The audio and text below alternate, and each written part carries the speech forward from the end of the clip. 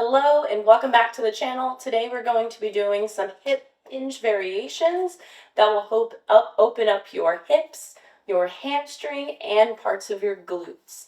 These can be done anywhere, and without any further ado, let's go ahead and get into those. These are one of my favorite movements to give my clients if we're really trying to increase their hip mobility and get in some strength. Because this is one of those, this movement will help carry over into any activity that you like to do, whether that's weightlifting, running, anything athletic. We want our hips to be able to rotate well. And this is one of those that can help really strengthen that for me and for my clients. So we don't really need much here. We're going to start at a variation that doesn't require as much mobility and balance, and then we're going to increase that as I show you more. So let's start with one that I would suggest beginning with. So we're going to start with your feet in a stagger stance. So 1 foot steps forward, 1 foot steps back. And for my first variation, we're going to keep both feet on the floor. So you're going to try to point both of your toes in the same direction. And if you can't, I want you to step your feet out a bit farther, find a wider base so you can, for the most part, think about shining your hip bones like headlights forward so they're facing in the same direction. And then from there, we found our stance. We're going to start by finding a hip hinge. So with that front leg, you're going to think about sending your butt back behind you. And then as I do that, we're going to start to rotate with that opposite arm, reach towards that front leg. From there, I'm driving my foot into the ground. I'm coming up. We can also be up on those back toes. So find what feels best in your body. So I like to have my clients take a big inhale, send their hip back, lower down, exhale, drive into that front foot, come up nice and tall. I'm going to show you that one from the side. So big inhale, shoulders stay back and together as well. I'm sending that left hip back behind.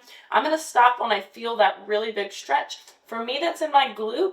You might also feel that in your hamstring and even your calf. And then exhale, we're coming back up. So first that hip crease pushes back. I'm finding that hip hinge. And then I'm rotating that opposite hip down and in towards the front leg. So it looks like a rotation with a twist.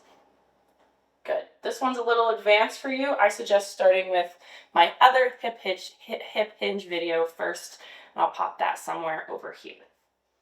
Good. So that one, you can do somewhere between 12 to 20 reps of on both sides. And we're looking to feel the hamstring, the glute, or the calf. And we're thinking about keeping the upper body in good posture as well, too, shoulders back. Once this one starts to feel pretty easy, we can advance to one that's pretty similar, but you're going to place your heel on a wall or a block behind you, and we can do that same thing. This one just gives you a little bit, it feels a little bit more challenging with the balance, but same thing, we're sending that butt back, and then you're thinking about keeping most of that weight in that front foot, driving through your front foot. So this is variation 2, foot up on the wall. And with both of these, we can progress to holding a weight in that opposite hand as you twist. With both of those variations, we can start adding weights once we feel comfortable and once you feel connected to the muscles that we want to be working here, the hamstrings, the glutes, and the calves. And then this next variation is going to require a little bit more balance. So for this one, we're going to find that same stagger stance, except I'm going to come on the back toes. Same thing, hips like headlights are going to face directly in front of you. And then we're going to start to shift the weight into that front foot, like I'm finding a one-legged RDL here. But instead of just coming up and down, we're going to find that same twist movement. So we'll send the hip back and twist in towards the front leg. So it looks a bit like this as we reach with the outside arm. So we start tall, and then I twist towards. It's okay if you wobble. You see me making all kinds of wobbles right now, but you're twisting. And we're stopping when we feel that big stretch. For me, it's in that hamstring. I'll show you that exact same thing. So we're up on the toes. We're shifting that weight forward. I'm thinking about sending that front hip back as I twist in with that opposite arm towards that front leg. It's okay if you fall, the ground will catch you.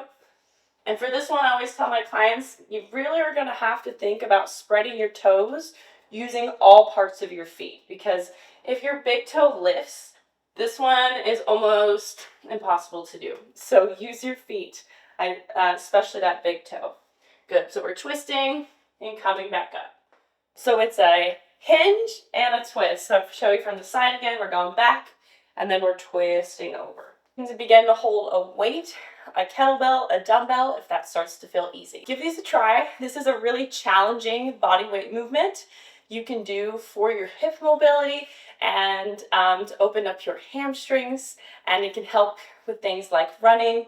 Honestly, just feel a lot better in our bodies and feel a lot less tension in our hips and our hamstrings. So give this one a try. Let me know what you think in the comments and subscribe for more.